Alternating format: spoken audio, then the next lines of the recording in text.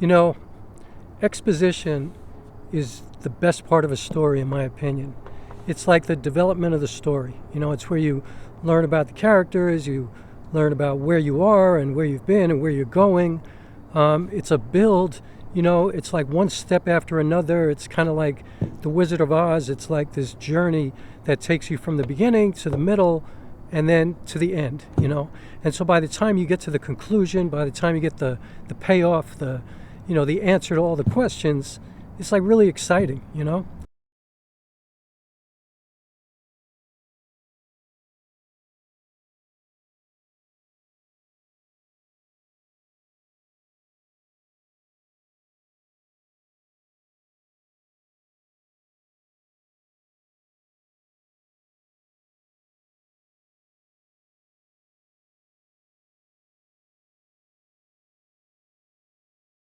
What is the most genuine thing about you? The most real, you know, the thing that is indisputable. Once you find that, I don't think you'll ever have imposter syndrome again. I don't think you'll be comparing yourself to others ever again.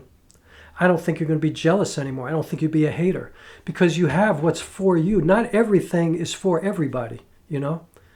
You know, not all success and all acknowledgement and all the flowers and all that. It's not for everybody. There's not enough of it, you know. But what is for everybody is the opportunity to explore inside of your own self, to find out who you are and what you do best. And this is the most important part, what you have to offer others.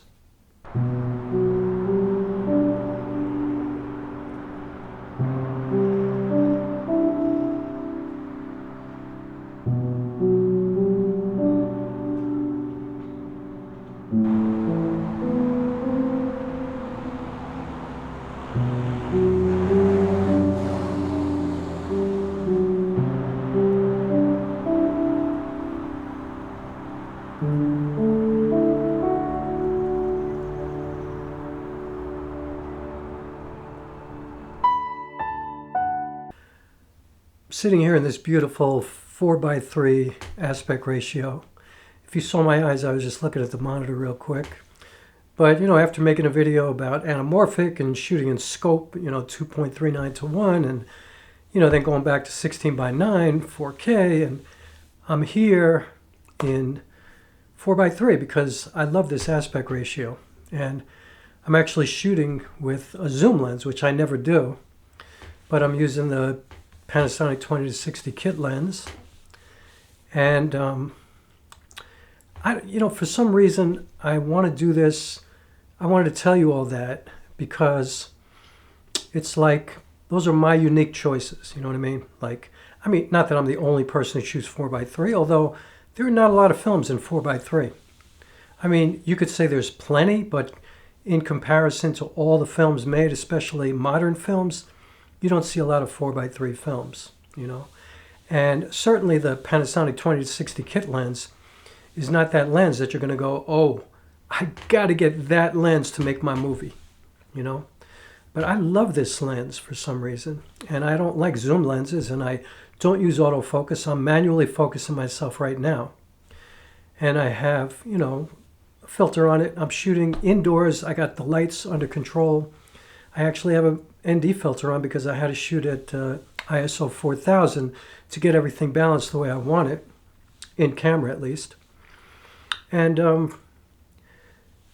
believe it or not, the subject of this video and what I felt compelled to talk about is imposter syndrome. I think, one thing that could lead you to feeling kind of like an outsider or, you know, like you're being left out, which could lead to imposter syndrome, is not being prepared, you know. I think the best antidote for imposter syndrome is preparation. And the reason I want to talk about it is because I watched a video this morning that Sean Tucker put out. He's a great photographer, a really great storyteller. I follow his channel. And he talked about imposter syndrome. And oh, by the way, my audio today is being recorded with the Boya shotgun mic on top of the camera. This mic is like $15. So I'm doing a lot of stuff unique to me right now, but I think stuff that anybody could use, you know what I mean? Like it's accessible to everybody. Obviously the Panasonic S5, you can get one of these for like $800, practically brand new now, but you know, not a lot of people like to use it because it doesn't have the greatest autofocus, but I don't care. I don't use autofocus. But I digress. Learning everything that you need to learn about whatever it is that you want to do, and just doing it as well as you can. You know, doing it better than anybody else that you've ever seen do it, you know.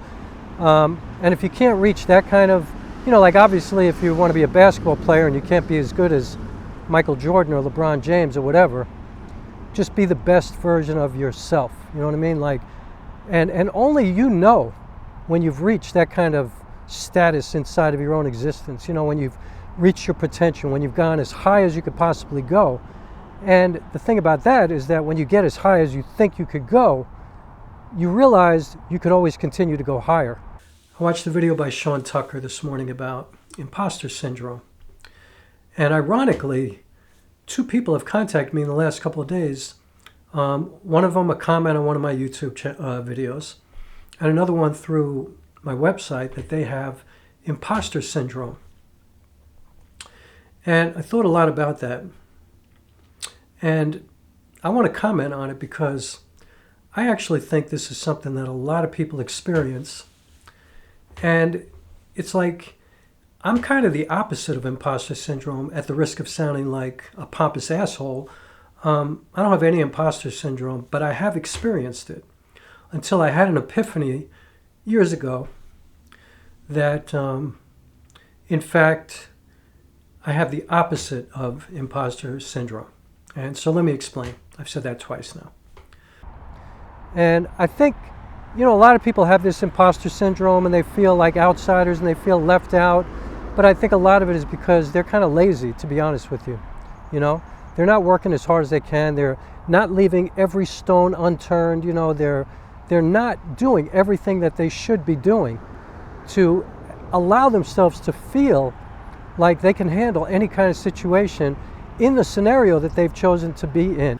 I was in the music business for many years. And as much as I was a really good musician, I could play a bunch of instruments, mainly a guitar player. I started as a jazz player, so, you know, it takes a lot of work to be a jazz player. It takes a lot of listening. It takes a lot of diligence. And I think to play jazz, you have to love jazz. Like, it's not easy, you know, and it's not for everybody. It's not the most popular. It's a kind of an intellectual kind of music, but for people who love jazz, we don't think of it that way at all. We think of it as the most emotional form of music, you know. It's like all soul. But, you know, you have to learn. It's a highbrow kind of, well, I don't want to say highbrow, because it's certainly not, because anybody could play jazz. But you just have to be committed to it, and you have to be dedicated to it. So that's where I started. You know, like if you want to be a musician, you want to be a filmmaker, you want to be an actor, you want to be a painter, whatever, you know, you have to prepare yourself, you know. You can't just walk in there because you think you're talented, you know what I mean? Because you think you're already good. You can't do that, you know. You have to prepare. You're actually disrespecting your craft if you don't get all the fundamentals together, you know, if you don't learn everything, you know, every step that needs to be taken to get to the top of that ladder. But over time, when I was young, a manager got a hold of me, tried to turn me into a pop star, and I kind of lost my love for music. But more importantly, and more to the subject of what I'm talking about, I never quite felt comfortable ever again from the moment I got with this manager. And then all of a sudden my career was all about trying to get a record deal and trying to get a publishing deal and trying to be a star and trying to be a celebrity and all this kind of stuff. And I certainly bought into it, you know. But I never felt comfortable in it because it wasn't me. It was not me. I mean, it was me, literally, but it wasn't me in my chest, you know, in my body. It was not me. You really have no reason to feel this imposter syndrome, you know, if you have prepared. You know, let's say somebody has handed you all the success, right? Let's say you've gotten everything that you ever dreamed of, everything that anybody could ever wish for. Let's say that you got all of it, the money, the fame, the position, the ability to buy anything you want, to do anything you want to do, to chill out. You don't have to like use all of your time up just to survive. Like, you made it, you know? But you have this imposter syndrome. You know, you feel like you don't belong. You feel like you don't deserve it. You feel like, you know, somebody's looking over your shoulder and they're going to find out that you don't really belong there. Chances are you feel that way because you didn't really prepare, you know, because you're afraid that somebody's going to like put something out, you know, on social media or something like that, that shows that you're not real. You know, you're not the genuine article. You're not the real facts. You know what I mean? Like, you're something else. You've tricked everybody. You know, you've been this imposter. And looking back, I think I might have had some imposter syndrome at that time, but I don't know. I think there are better examples that I'm going to get to, because it's not what I intended. It's not where I wanted to be. You know, it's not something that I was enjoying.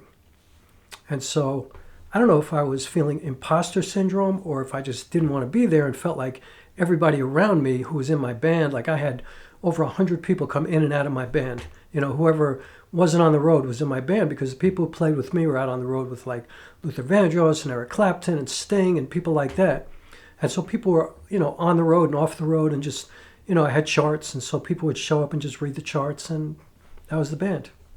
And, you know, I had good relationships. I had so much fun, I mean, for sure. But, you know, also I was a studio musician, and I toured with artists, you know, as a background singer. And so I had really good relationships with it, like a core of people who I kind of came up with.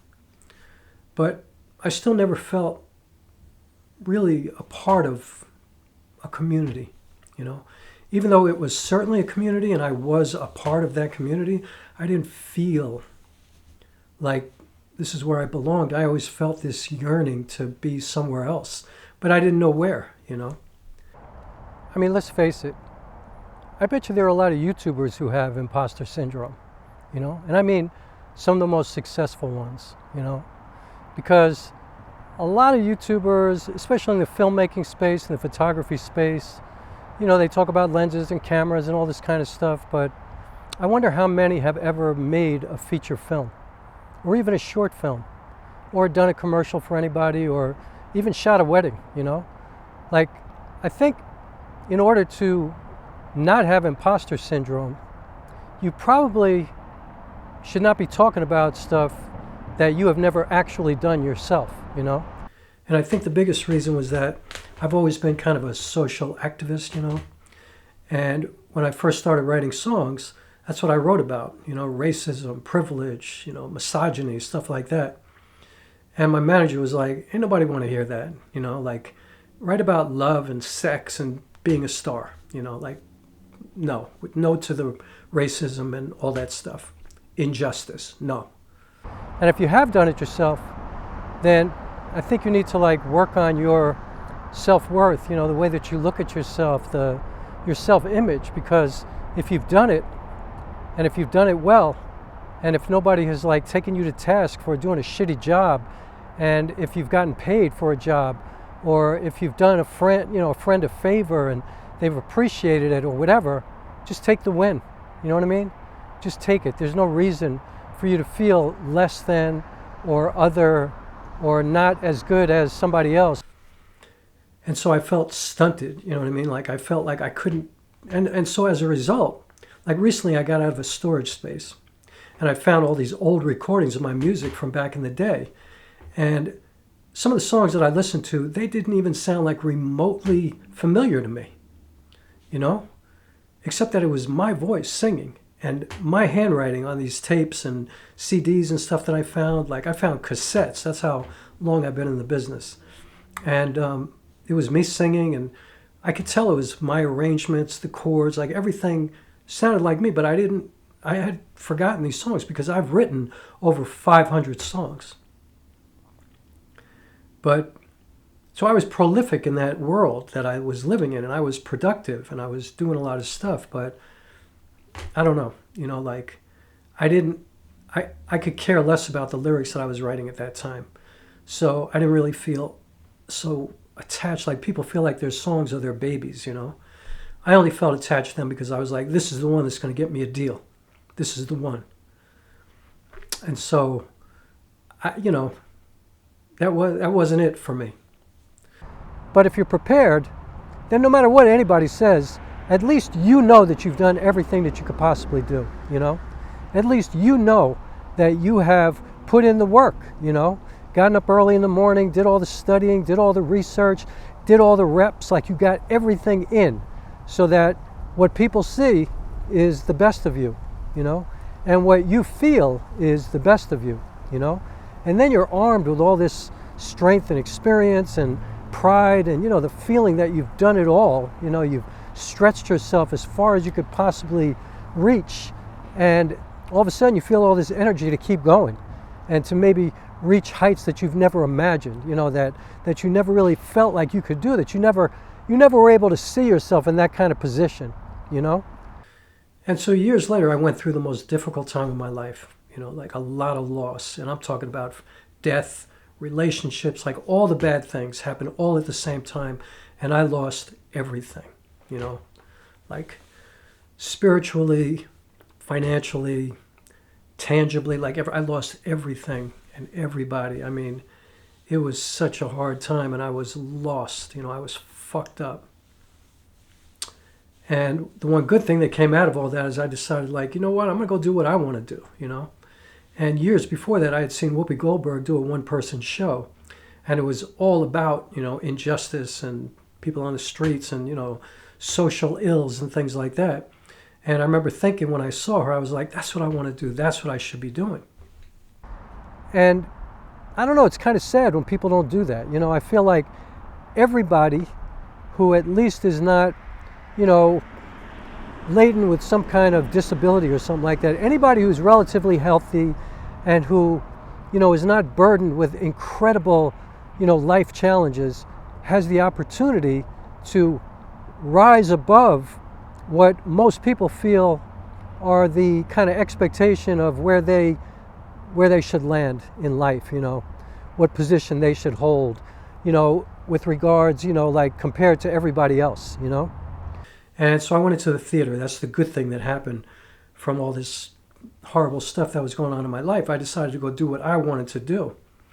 And so I started writing, you know. And I did my last album as I was leaving the music business. And everybody who heard that album said, it sounds like a play. And I'm like, a play? And so that did morph into a play. And so I had moved out of New York City at this time because I wanted to leave everything that I knew, everything that I was comfortable with. I wanted to go live somewhere where I didn't know it and I didn't know anybody there. I just wanted to be away. I kind of needed to regroup. And in fact, you know, I went down to Asbury Park, New Jersey at the time, and it was like the ancient ruins. I mean, it was just a dead town, just abandoned buildings, crackheads on the street, hookers on the street. It was like New York City 15 years before was in Asbury Park. It was crazy. I don't like limitations, and I don't like when people put limitations on anybody else. Certainly on me. I just don't appreciate it, you know? And so I'm always reaching for more, and I'm always trying to do more, but it's not because I want fame and fortune, and I don't want to be known and all that kind of stuff. It's not because of that. It's because of me. You know, it's because I want to feel like my life is one that is well lived, that I'm, you know, getting the most out of myself, that I'm trying as hard as I can, you know, that I'm putting everything into it, that I'm trying to, like, you know, understand everything that is possibly to be understood about the thing that I'm trying to chase, you know, that I'm as fast as I can be, I'm jumping as high as I can jump, I'm as strong as I can possibly be, you know, I'm as smart, I've, you know, attained as much knowledge and education that I possibly could, not just what everybody else told me it is, but what I have investigated beyond what everybody else thinks it is, you know? So anyway, I got a loft down there because it was really cheap to live down there. And I didn't know anybody. And all I did was run and write. And I'm telling you, I was wrong in my head. Like, I was like, I didn't know if I wanted to be here, frankly, anymore. You know, I was completely detached from reality. You know, I was like, my head was twisted. If you're talking about things that you've never done, that you've never experienced, you know, taking people to places that you've never been to, then you should have imposter syndrome, you know? Because you have no business out here talking about stuff that you really don't know anything about, you know? Like, if you don't know what you're talking about, then don't talk. But, so I was running, and also at the time I had like a candida overgrowth in my body. For anybody who's into nutrition, you know what that is. It's like I just ate too much sugar, and I'm kind of prone to that, and so I got really sick, and I had to go on this extreme diet, and I lost like 40 pounds. And people who know me, and if you see me in the real world, I'm like, I got no fat on my body. Like, I've always been an athlete, a runner, a fitness guru kind of guy, and I was down to like, I'm usually about 165 pounds, you know. And even when I was playing football in college, I still weighed 165 pounds, but I could run, I could jump, but I was down to like 125, 130. I remember one night I went to my acupuncturist, and she put the needles in my body, and they wouldn't stay. They were just falling out.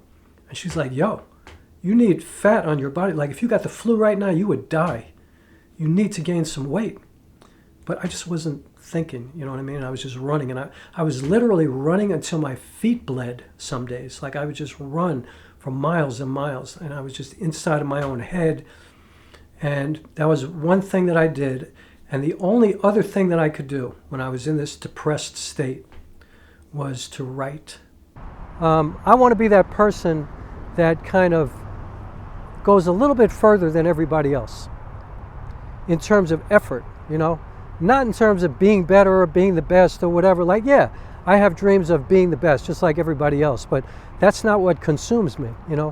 What consumes me is, again, being the best that I can possibly be, you know? Because I know I can't do anything more than that, you know? I can't give more than 100%. You know, 100% is everything. It's all of it, you know? It's every drop. It's every bit. There's nothing left. There's no such thing as 110% or 120%. But once you get to where 100% brings you, then you start from zero, you know? And then there's a whole other 100% that you could work on, you know? Because you've reached your goal, you know? You've gotten to the championship. You won. That's it. You're there. So what are you going to do now? Just die? Just stop? Like, why? You know, there's always so much more, you know? And first of all, I was writing this play, and I was finding my way to poetry clubs to work out. Whenever I'd write a section of the play, I'd work on it section at a time. It was like the yellow brick road for me. It started here, and I traveled along this journey until I found my way back home, because this was a play about what home means to me. And it was very personal. And so I was writing every day, and I was writing poetry, which was so bizarre, because I'm telling you, I had never even read a poem ever in my life before that, let alone written one. You know, like, I didn't know who Edgar Allan Poe or Emily Dickinson, or I had never heard of the New Eureka Poets Cafe. Like, I didn't know classical poetry. I didn't know modern slam poetry or spoken word. I knew nothing, but these words were just coming out of my mouth. And I guess because of music, it was like this rhythmic thing that was happening, and I was just writing, but they were really monologues. But it felt kind of poetic, and so a friend of mine at that time guided me to these poetry clubs, and I started going to these open mics all the time to work things out in front of people. And it was a lifesaver for me. There's always somebody who's much better than you, somebody who's worked harder than you, somebody who's, you know, examined more than you've examined. There's always something different that you don't know about. You know what I mean? This is a big world, a big universe, you know? We have big ideas. People have minds that are just endless. You know what I mean? Like, the possibilities are endless, right? Because first of all, I remember sitting on the floor in my loft, and this is getting back to imposter syndrome. I remember sitting on the floor of this loft, and, you know, I was just like I said, just completely messed up, you know what I mean? And I didn't know where I was going, and I didn't know why everything happened, and I couldn't deal with the death of some of the people. Like, my mother had just passed, you know, pretty recently before that, and that was like the last remnants of my adoptive family. I was adopted and fostered, and so I was having all these crazy feelings of you know, fear and loneliness and disconnect, and I mean, I don't know what was happening. I had never experienced anything like that before. But then I had this epiphany where I was sitting on the floor and I was like, oh shit. This, what I'm feeling right now, this is what I felt like when I was a baby, the day I was born. When I was birthed out of my biological mother and some stranger just took me and put me into foster care. And who knows where I went. Like, you know, and then I was in 3 foster homes in the first 3 months of my life. And I just think about that baby who was me, and I think the terror that I must have felt, you know, the fear, all the feelings that I was feeling at this time. And so I was writing about it and writing about it and writing about it, you know, and that's when I also realized, man, if you ever doubted it before, you are an artist. Like through and through, because most people in the state that I was in, like this, you know, this straight up depression, this mental illness, you know, like I was fucked up, like I said, most people would be completely paralyzed, you know, but all I could do was write and run, write and run, write and run. That was it. And that was an empowering moment for me because I realized I am an artist, you know. And so there's always more. So I'm just saying, don't stop, you know, no matter where you get to, but respect where you are 100% of the time, you know, and be willing to, you know, push yourself to a point where maybe you're just going a little bit further than what feels like all of you, because just remember that you're never quite there, you know, and there's always a sense of kind of desperation that I think is a good thing, you know, desperate to learn more, to be more, to be able to contribute more, to be able to help other people, to show other people, because you're an example too, whether you like it or not, you know. Don't do stuff just for likes and, you know, views and, you know, to get monetized or whatever your agenda is. Like, don't do that, because then you are going to get to a certain place and you're going to get imposter syndrome that's going to be some kind of an anxiety that's going to take you down. And the other thing that it did for me was every time I would write, I would get all excited because I would memorize each section. I'd write like 5 pages, 8 pages, 12 pages, whatever. And I would memorize those pages because then I would get a chance to go to these clubs or go to these, you know, go out in the street or whatever. Like I was rehearsing everywhere, out on the streets and abandoned storefronts. I'd go to bookstores, you know, art galleries, like anywhere people would let me in and do stuff. But also these clubs. And I would get to share this work with people. And it was very intimate work. It was very, very open. You know, like I was giving people a real open window to my soul, you know. The more you achieve, the more other people are watching you, you know. And that is a great honor, actually, because the more you achieve and the more people are watching, the more they see the possibilities of what they can do. And there is nothing more honorable in your life than being able to help other people, you know, being able to inspire other people, you know, being able to show other people that they can do more, that anything is possible, anything and everything that they can actually imagine is something that they can go for, you know. And then I realized that, you know, what was saving me was connecting with people, you know. And I started to really feel my genius. That's what I want to get to. You know, like, it sounds like I'm being a pompous, conceited asshole, but I don't mean genius like the best, better than everybody else. I don't mean any of that. What I mean is I found the best part of me, the part that I could commit to, that I could finally just like lean into that and develop it, and now work towards reaching my potential, whatever that is, which I think is a lifelong journey. I think that one of the greatest gifts that we can give people is the lesson that you should never listen to anybody who tells you you can't. You know, when somebody tells you you can't do something and you think you can, just do it, you know. Just get on that road and start walking, you know. And then the more you walk a little bit faster, you know. And as you walk faster, start to jog, you know. And then as you start to jog and it gets a little bit too fast for a jog, start to run, you know. And then run as fast as you can and run as hard as you can. And then when that seems like it's easy for you, start to sprint, you know. And then when you hit the hill, start to run uphill, you know. and get up that hill, and as your feet slide, get stronger so that you can plant your feet into that dirt and into the leaves around you and everything that's making you kind of lose your way and lose your balance, and just keep going and keep pushing. And now your lungs are stronger and your quads are stronger and your lower back and your whole body, everything. But most importantly, your belief system is stronger, because the more you do, the more you believe, right? People who know me know that I've always been the one to take the most difficult route all the time. I don't know why, but there are lessons in it for me. You know, I learn so much from it. I get stronger from it. It makes me elevate to a higher level of existence. And that's really important to me, you know. And, you know, maybe a part of it too is I was disconnected at birth, and I always feel like I have to prove something, like, you know, to make people want to keep me around or something like that. I don't know, you know, like I've been through a lot of therapy too, so I don't know. I would say tell the truth, get the experience, be prepared, be honest, you know, be genuine, be giving, be willing, be open, all of it.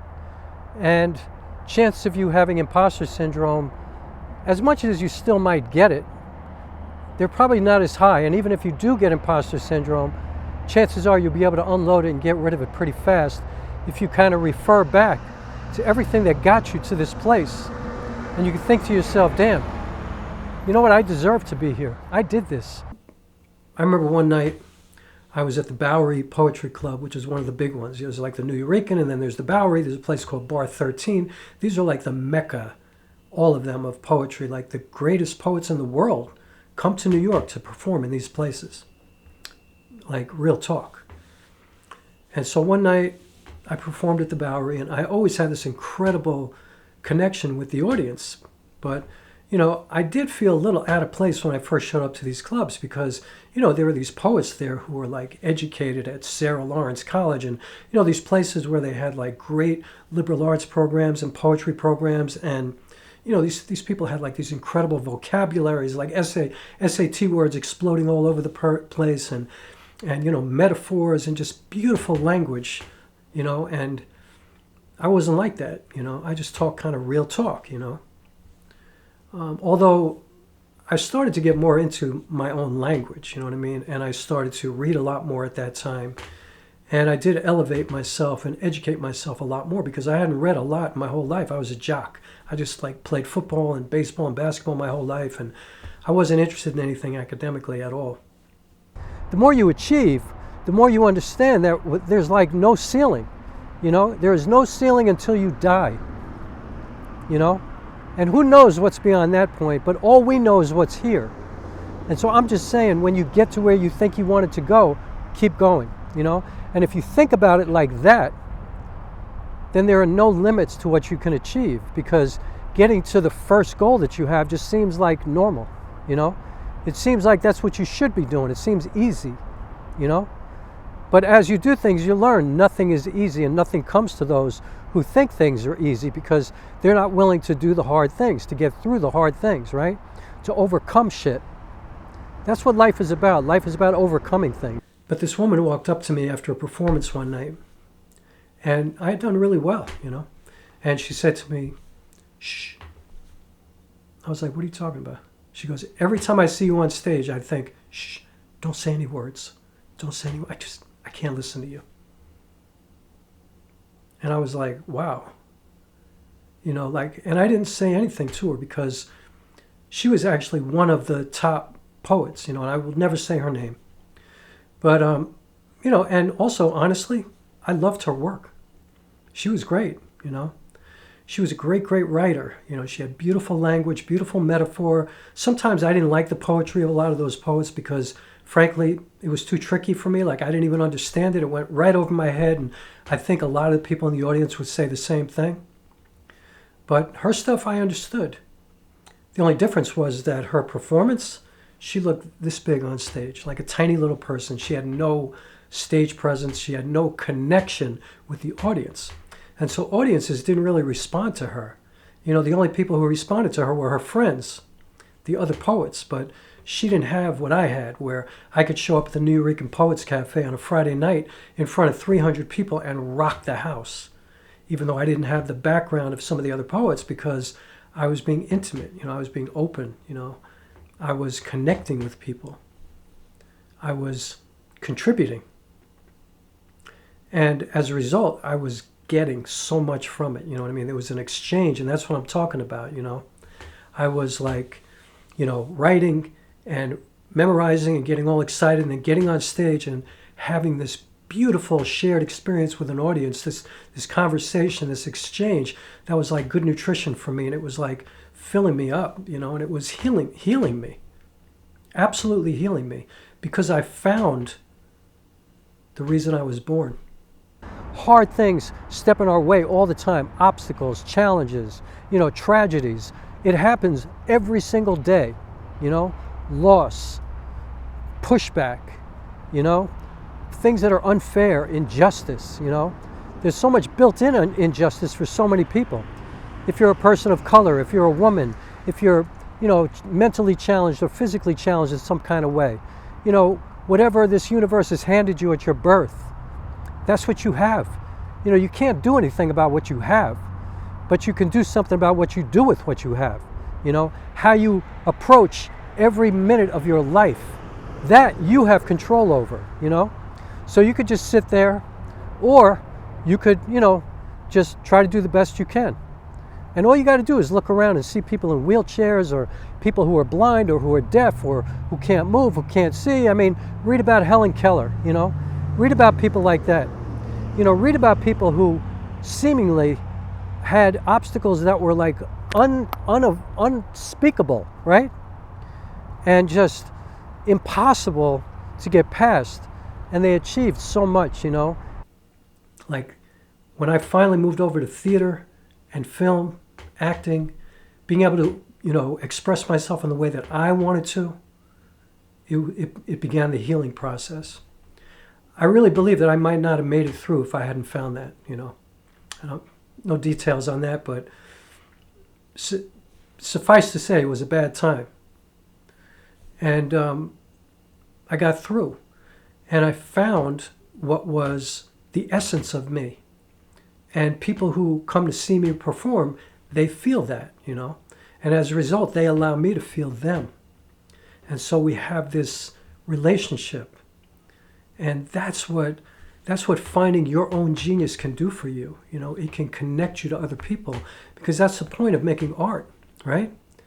To create work that you can share with other people and contribute and make them feel something, you know, make them consider things, make them think about stuff they might otherwise not think about, you know, and allow them to have this moment with you. In my case, it was solo theater at the beginning, you know. I was able to write about anything I wanted to write about. And I say this in almost every video I make, but it made such a huge impression on me. But my first director, Stephen Bishop Seeley, had said to me once, you know, Rock, this play, which was called Broke Wide Open, which was a memoir kind of piece about my adoption and my fostering and my family and my relationships and my life, you know. He said, the story that's all about you, it's not a good play until it's all about all of us. And, you know, beyond disability and stuff like that, how about, you know, people who grow up with nothing, have no money, you know, have no parents, no family, grow up in foster care, you know, seemingly have no opportunity, no role models, nothing. And somehow they achieve things. And why do you think that happens? You know, one of the rules of theater, and I believe of film, of music, of any art form, is that it is not allowed to be therapy. You know, you might feel like it's therapy for you or therapeutic, but you can't have therapy at the expense of the audience. You don't do that. You go pay for therapy for yourself. You're there to entertain people and to share. It's not for you. You know, it's not a narcissistic type of thing. It is a coming together. That happens because they saw somebody else do it. Because you can't just come up with it on your own. You know, that's why life is about community. Everything is about community. Everything, all of us are about one another, you know.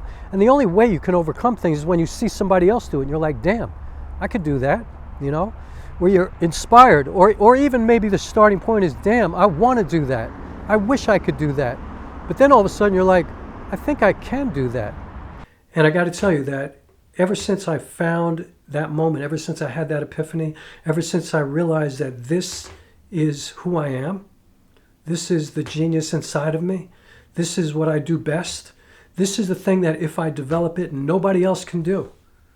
Nobody else could do it like me. Just like I can't do what you do. I can't do what anybody else does. If they develop themselves, that's theirs. You know, we're all unique individuals. We all come from different backgrounds. We come from different places, and that's what's so beautiful. And if everybody developed what they have and where they come from and then shared it with everybody else, we'd find that we are so much the same. And when you find that inside of you, that's when you lose your imposter syndrome, because then you know exactly who and what you are. And you know why you're here. And you know what to do.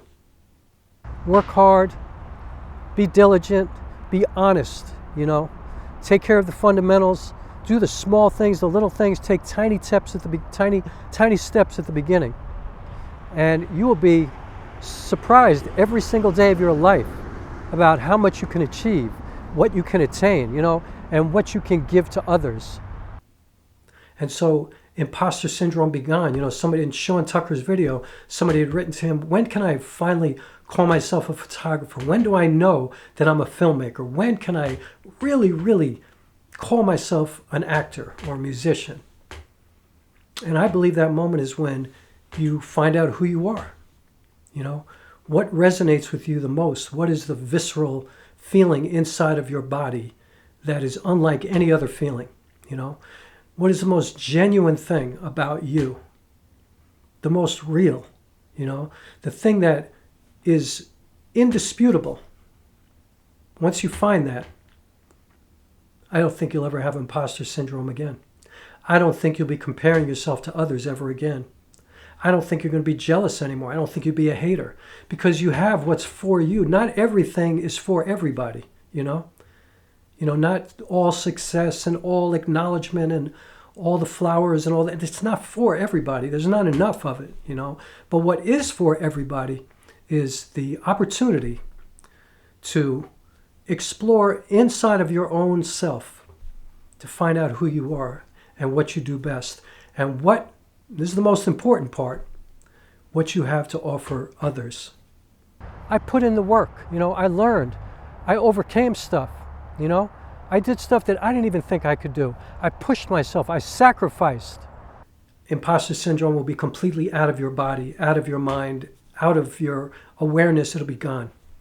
I mean, you might be able to guide other people away from it, but once you find out all this other stuff and you finally are able to commit and then use all of your power to elevate yourself and develop yourself and become the best version of you, all that negativity and all that stuff and all that insecurity, it's going to be gone. Because that's what a genius is. A genius knows who they are, you know. Jimi Hendrix had to go through a journey before he knew he was Jimi Hendrix, I'm sure. Bob Dylan, Bruce Springsteen, Beethoven, you know, any great artist that you could think of, they had to go through stuff before they got to where they wound up. Prince, I'm sure of it. I had a friend a long time ago who died a few years ago. He turned 100 years old, and he said to me, man, I don't know why I'm still here, Rock. I don't know why, you know, I'm still allowed to be alive at 100 years old. And I don't really know much about what I even have learned in this lifetime.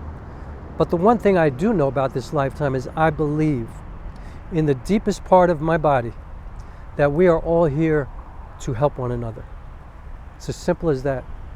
When you see the great, great artists, when you see the greats, one thing that they all have in common is this undeniable confidence. But see, I believe more than confidence, it's comfort. It's comfort. They've alleviated themselves completely of the imposter syndrome, of the insecurities, you know, of the doubt. They know this is where they belong. And it doesn't mean that you don't make mistakes, and it doesn't mean that you trip along the way and, put yourself, in situations where you're not at your best, because the developmental process is for a lifetime, like I said. You never are the best you could be until you're done. And, by the time you die, you haven't reached the top, because there's always room to grow. You know, as long as you're willing, as long as you still have the strength, you know, as long as you're taking care of yourself and still have the energy to continue to climb that ladder to try to get to the top of you. I belong here. I'm going to own it. No reason for me to have this imposter syndrome, because I am the genuine article. I mean, it doesn't mean that you're not going to be in vulnerable situations ever again. It just means that you're going to be able to feel good about those moments and know that this moment right here is a moment that I'm going to learn so much from. The moments that are the most painful, the most disconcerting, you know, the most confusing, the most terrifying, those are the moments that you're going to learn from and gain the most from. We're all here to just give each other a hand, you know, show each other the way, inspire one another, encourage one another. We are here to help one another. And so if you have imposter syndrome, it's just part of your journey. But I would really recommend and encourage you to search inside of yourself for who you are and what you're about and what you do best and what means the most to you. What is the most genuine part of you? Because when you find it and you commit to it, you're going to contribute so much more to your community, to the world, you know, to your local community, your friends, your family, and also a global community. You know, you have an opportunity, especially if you're an artist. But you're not going to be able to do that. It's all bullshit until you find out who you are. But when you do, that's it.